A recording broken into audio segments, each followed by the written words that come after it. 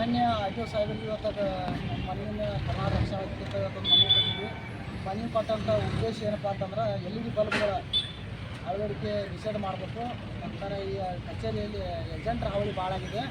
ನೇರವಾಗಿ ಬಂದಂಥ ಸಾರ್ವಜನಿಕ ಕೆಲಸಗಳು ಆಗೋದು ಏಜೆಂಟ್ರ ಮುಖಾಂತರ ಬಂದಂಥ ಕೆಲಸಗಳು ಇವತ್ತು ಅಧಿಕಾರಿಗಳು ಮಾಡ್ತಾ ಇದ್ದಾರೆ. ಅದಕ್ಕಾಗಿ ಏಜೆಂಟ್ರ ಹಾವಳಿ ಕಡಿವಾಣ ಆಗಬೇಕು. ನಂತರ LED ಬಲ್ಬ್ಗಳು ಹಾಕೊಂಡು ರಾತ್ರಿ ಸಮಯದೊಳಗೆ ವಾಹನ ಸವಾರರು ಸಂಚಾರ ಮಾಡೋ ಟೈಮ್ದಾಗ ಎದುರು ಬರ್ತಕ್ಕಂಥ ವಾಹನ ಸವಾರರಿಗೆ LED ಬಲ್ಬ್ಗಳು ಅಪಘಾತಗೀಡಾಗತ್ತವು.